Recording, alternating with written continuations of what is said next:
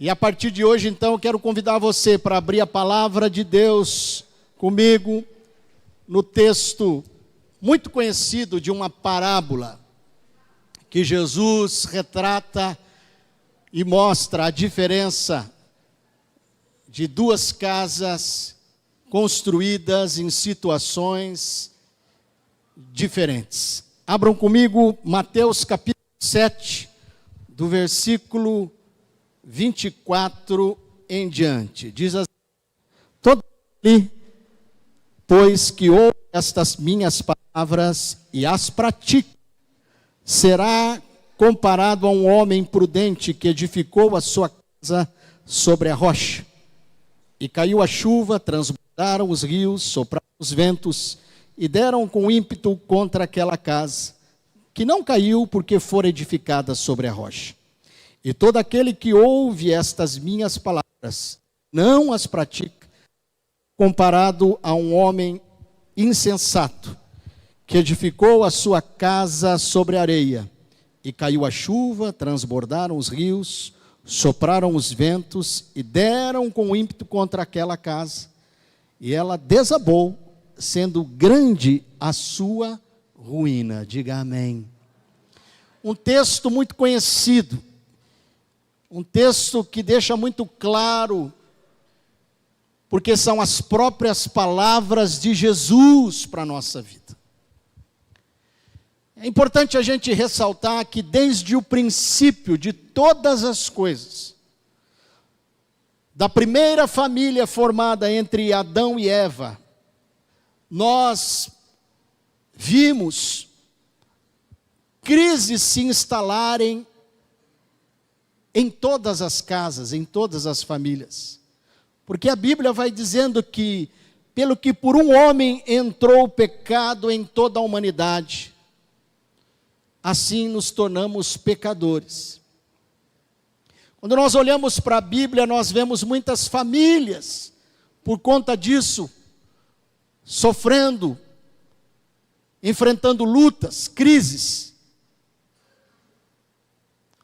A família de Abraão, ele brigando com o seu sogro. A família de Jacó, os ciúmes entre os irmãos. A família de Davi, briga, disputa entre os irmãos, dificuldade de relacionamento com a esposa. A família de Jó, doença, crise financeira, perdeu tudo, seus filhos se perderam. Também a fé abalada da sua esposa. No Novo Testamento, nós também podemos destacar a família de Jairo, um líder da igreja, sofrendo com a doença da sua filha e depois a morte da sua filha. Também vemos a luta de Ruth e Noemi, sofrendo luto dentro da sua casa, pelos seus filhos. A tristeza juntamente com as suas noras. O fato, amados irmãos, é que as crises, elas não escolhem a casa do pobre, do rico, do negro e do branco. As crises são imprevisíveis. E quando menos esperamos, somos visitados e ficamos abalados. E cada família aqui certamente já viveu, vive e ainda pode viver crises. O fato, irmãos, é que em meio à família, que nós choramos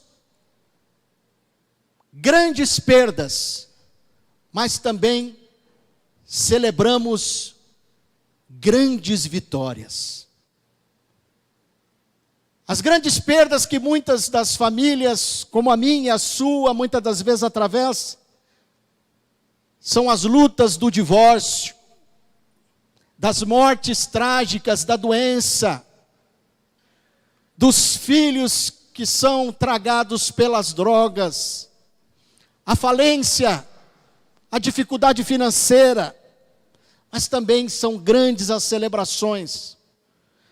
O nascimento dos filhos que são heranças do Senhor, a compra da primeira casa própria, uma viagem inesquecível, o casamento, grandes encontros. Queridos irmãos, eu não sei quanto a você, mas ainda me lembro de grandes encontros que o meu avô, minha avó lá em Bauru promovia entre os primos, os tios, entre os cunhados. E eu me lembro que todo final de ano, o meu avô José Siaca promovia um amigo secreto. E ali vinha todos os primos, os tios, as tias, que festa. E como toda festa de família italiana, às vezes dava algum quiprocó, você sabe disso, né? Como que é, né? Mas mesmo assim era uma bênção. Diga, a minha família é uma bênção. Diga de novo, a minha família é uma bênção.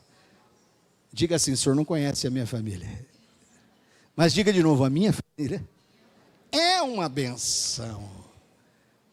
Queridos, certa feita alguém disse que a família é o termômetro de uma sociedade. Todas as vezes que nós vemos impérios ruindo, civilizações desaparecendo da história, é porque a família estava deteriorada, estava destruída. Os valores e os princípios estavam corrompidos, corroídos. E eu não sei quanto a vocês, mas quando as coisas não vão bem lá dentro de casa, nós perdemos o chão. Perdemos a alegria de irmos trabalhar. Os planos e os sonhos parecem não ter mais sentido. Mas esta parábola é um recurso maravilhoso, porque ela é a palavra, é a verdade. E ela expressa lições para nós aqui, que vale a pena a gente refletir em todo o tempo. Fala da concretude de uma vida cristã. Fala claramente de dois tipos de família que construíram as suas histórias, suas vidas. Uma sobre um solo rochoso, inabalável. Outra sobre um solo arenoso. Há pessoas que têm construído a sua família sobre um solo arenoso e não percebem, não se lembram que um solo arenoso é um solo que absorve tudo rapidamente, não retém nada. Tudo que se planta num solo arenoso é difícil de crescer. A única planta, a única vegetação que nós vemos num solo árido, arenoso, são plantas espinhosas. Quantos já prestaram atenção? Aqui no nosso jardim nós temos algumas plantas de solo arenoso, plantas e vegetação características de um solo da região desértica, que precisam de pouca água ou quase nada e sobrevivem. Mas preste atenção lá, todas são muito espinhosas. Eu não sei quantos conhecem um pouquinho de história, mas isso é fácil. Na Itália há uma torre, a Torre de Pisa, que foi construída sobre um solo arenoso. E com o tempo aquela torre foi ficando inclinada e para não cair, precisou se chamar alguns engenheiros para fortalecer aquele solo. É assim que nós vemos muitas casas construídas sobre areia. E esta parábola diz que veio a chuva, os ventos fortes, as tempestades, e esta casa caiu. As chuvas, os ventos fortes, os rios que transbordaram significam lutas e dificuldades, adversidades que vêm de todos os lugares. Mas há uma casa que Jesus identifica, uma casa que construída sobre a rocha, enfrentando as mesmas intempéries, as mesmas dificuldades e lutas, são inabaláveis, porque estão construídas sobre a rocha. Este ano eu faço 36 anos de casamento. Tenho 2 filhos, 3 netos. Não é porque somos um casal de uma família cristã que não temos lutas, dificuldades, mas a nossa casa está construída sobre a rocha. Quantas lutas, quantas perdas, quantas provações, eu estou falando de mim. Mas, a partir do momento que eu convidei a Jesus para fazer parte da minha vida, eu assegurei a minha família, construindo a minha família sobre a rocha. Que alegria, irmãos, é ver a minha família servindo a Deus. Ainda há pouco falava para a irmã Paula sobre essa música que cantaram, Esta Casa é Sua. Na hora me veio a lembrança das minhas netinhas cantando. Elas frequentam a Nova Aliança lá em Londrina, uma igreja linda. Ainda hoje estiveram lá, me mandam fotinhos, me mandam store. Estavam lá. Louvado seja Deus. Uma casa construída sobre a rocha, amados irmãos. É uma família inabalável.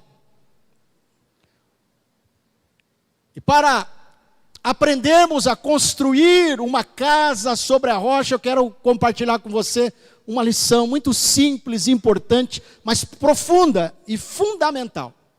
E a primeira lição para construirmos a nossa casa sobre a rocha, diga para o teu irmão, é identificar a rocha correta. Diga para ele. Eu não sei se você sabe, há muitos e vários tipos de rocha. Mas a rocha calcária, se você pressionar e apertar ela, rapidamente ela se desfaz. Então, procure identificar em que tipo de rocha você está construindo a sua casa. Uma rocha arenosa é uma rocha que facilmente se despedaça diante das pressões da vida. E essas pressões são as ilusões. São os falsos deuses que nós levantamos altares dentro do nosso coração.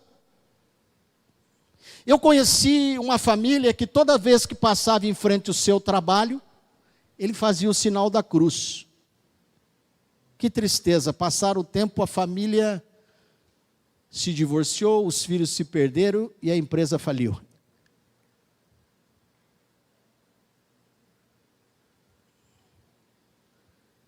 Queridos irmãos, identifiquemos a rocha certa, a verdadeira rocha inabalável para construirmos nossa casa.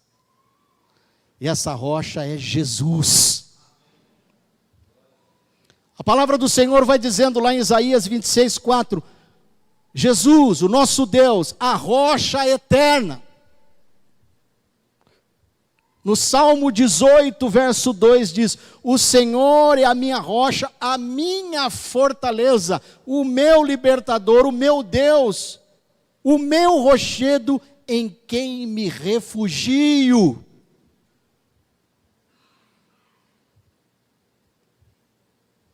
E esta rocha, chamada Jesus, se revela através de Jesus, o verbo vivo, a palavra de Deus que nos traz princípio sobre todas as coisas para o dia a dia da nossa casa. A Bíblia fala sobre dinheiro, sobre sexo, sobre negociações, sobre sociedade, sobre criação de filhos, sobre estudo, sobre construção de casa.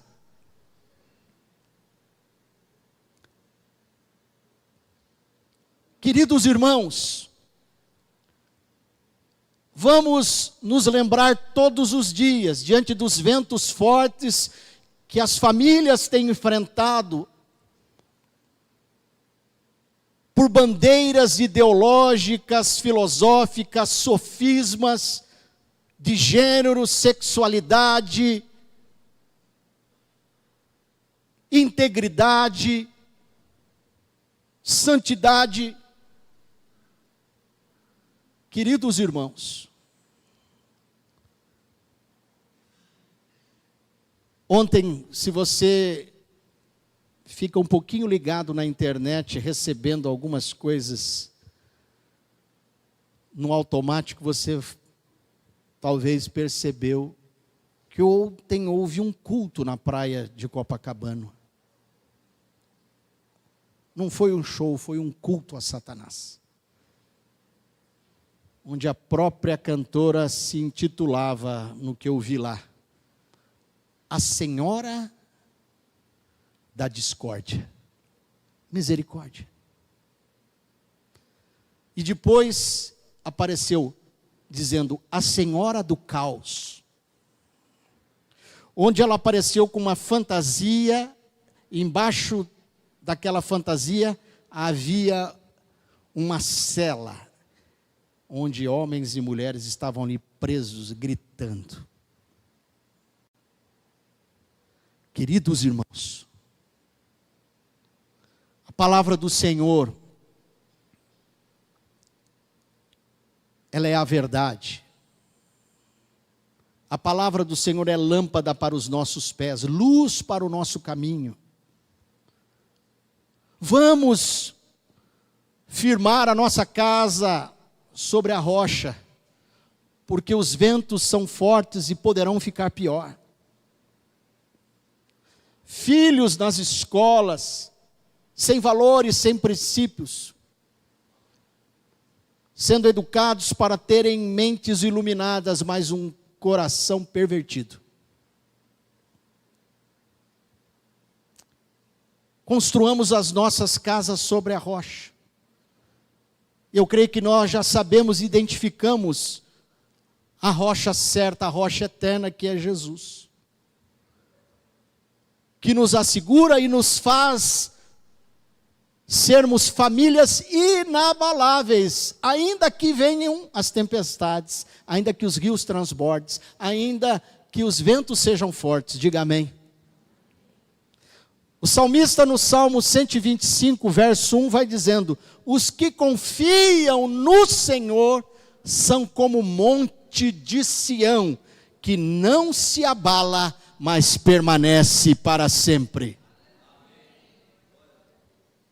Quando eu olho para as famílias que são edificadas sobre a rocha, cada dia fica mais forte para mim esta frase: pela fé, eu e minha casa estamos de pé. Aleluia.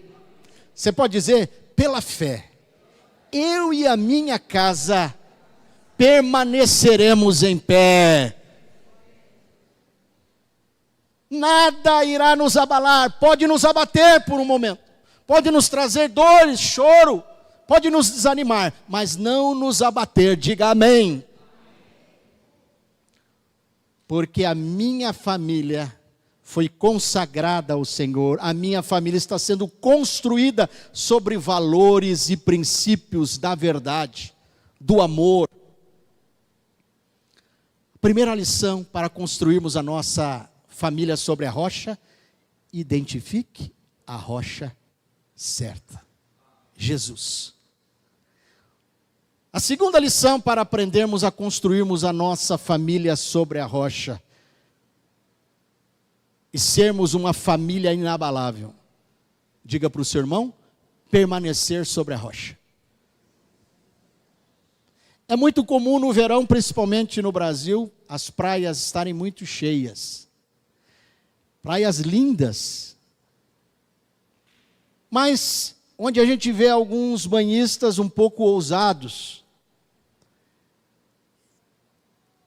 vão até a um determinado local rochoso, mas se distraem, caem, ou até mergulham, sendo seduzidos pela espuma do mar.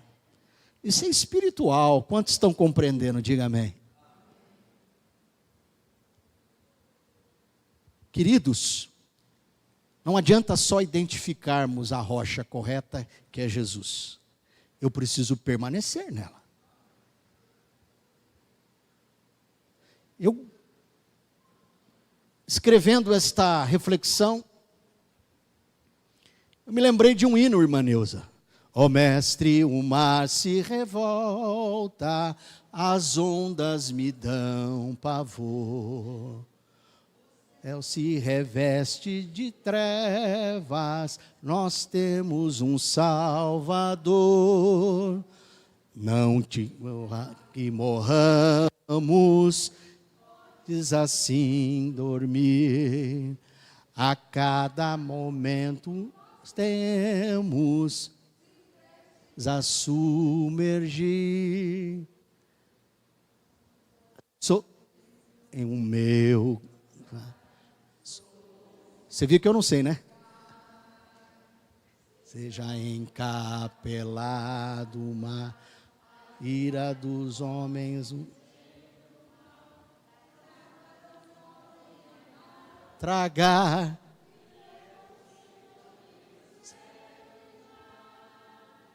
Pois ouve, meu, sossegai, sossegai. Amém. Esse hino, esta poesia, deve aquietar o nosso coração diante das tempestades que podem tentar nos naufragar, esperar firmes, confiantes sobre a rocha. Quando eu era criança, não posso dizer quando era pequeno, quando tinha tempestade na cidade de Bauru, corria embaixo da mesa. Quantos faziam isso? Olha lá. Mas não adiantava. O que tinha que ser feito era esperar a tempestade passar. E eu quero dizer algo aos irmãos: as tempestades vêm, mas elas vão embora. Diga amém. E não há tempestade que possa perdurar quando o Senhor Jesus levanta as suas mãos e aquieta os ventos. Aleluia! Então, identificamos a rocha que precisamos construir as nossas casas, que é Jesus, a rocha eterna, mas eu também preciso permanecer sobre a rocha. O texto que nós destacamos aqui, em Mateus 7, 24, vai dizendo: aqueles que ouvem e praticam serão comparados como um homem prudente. E aí ele faz um paradoxo do construtor de uma casa, que é revelado como um homem prudente, e o outro que é insensato e constrói a sua casa sobre a areia. A prudência, irmãos, olhe para cá, é a filha mais velha da sabedoria. Há um ditado que eu aprendi com meu avô, que diz o seguinte: prudência e caldo de galinha não faz mal para ninguém. Sejamos prudentes. Há quem diga também, um pensador, que a prudência é a mãe de todas as outras virtudes. Olha o que diz a palavra do Senhor em Provérbios 22, 3.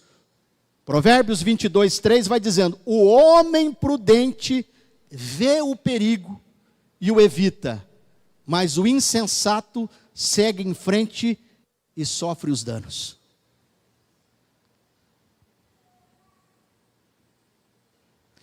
Tem muitos irmãos que acham que são um He-Man.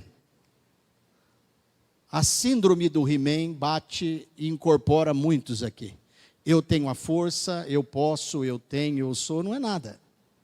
Um estalar de dedos, se Deus resolver colocar um ponto final na minha sua história, acabou. Olha o que a palavra do Senhor vai dizendo em Provérbios 14, 15. O homem prudente sabe onde pisa.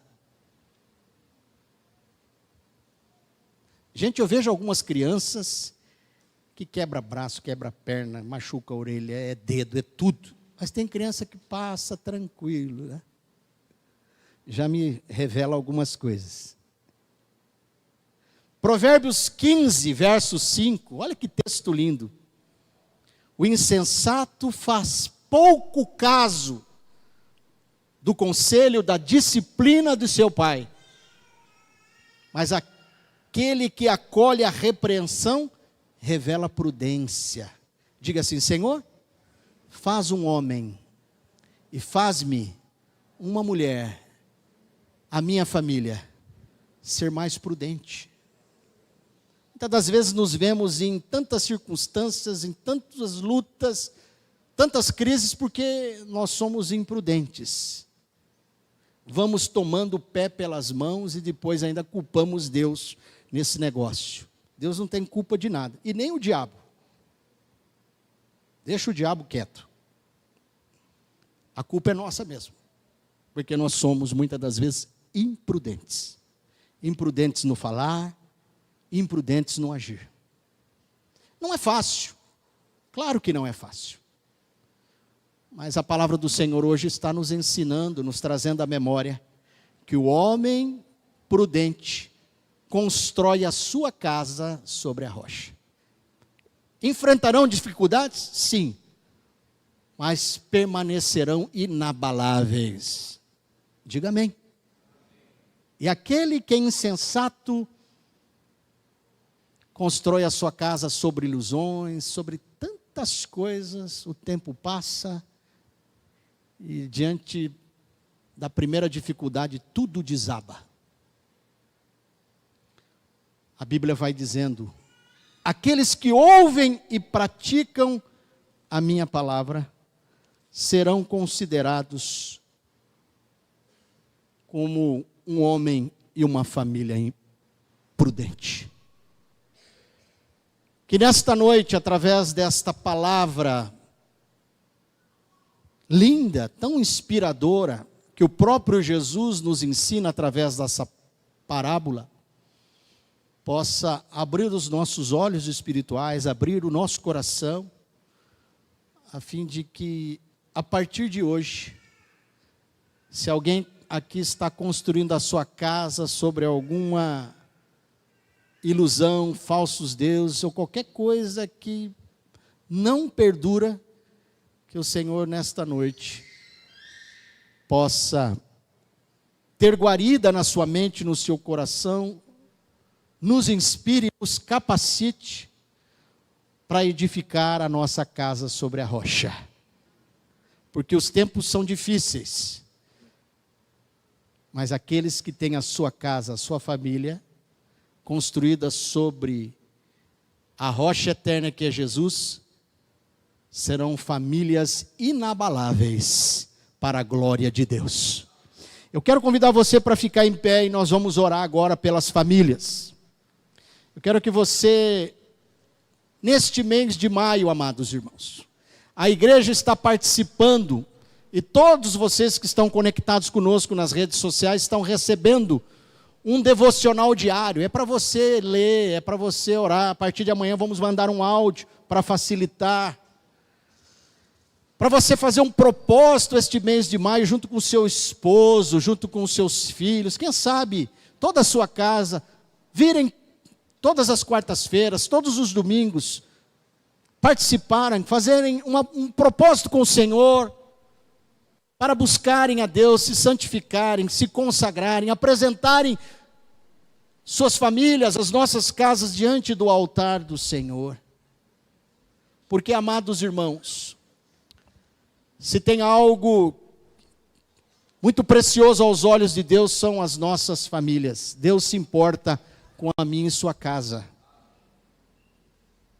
Por isso, a palavra diz: crê no Senhor Jesus e será salvo tua casa. É você que vai ser o agente de transformação, de esperança, de justiça, de salvação na sua casa, de oração. Não é fácil muitas das vezes, eu sei. Mas em Cristo Jesus tudo é possível àquele que crê. A situação lá na sua casa pode mudar. Eu creio nisso, irmãos. Porque Jesus demonstra o seu carinho, a sua afeição, a importância devida que Ele dá para cada família, porque Ele nasce em meio a uma família, Ele cresce em meio a uma família. Muitos dos seus milagres são realizados dentro de casas das famílias. E Deus se importa também com a minha e sua casa, a minha e sua família. Quantos creem nisso? Diga amém. Diga: Senhor, abençoe a minha casa, abençoe a minha família. Visita-nos, Senhor, nesta noite, com salvação, com cura, com perdão, com restituição, com restauração. Abençoe a minha casa, Pai. Eu te peço e apresento ela diante do Senhor nesta noite. Vamos...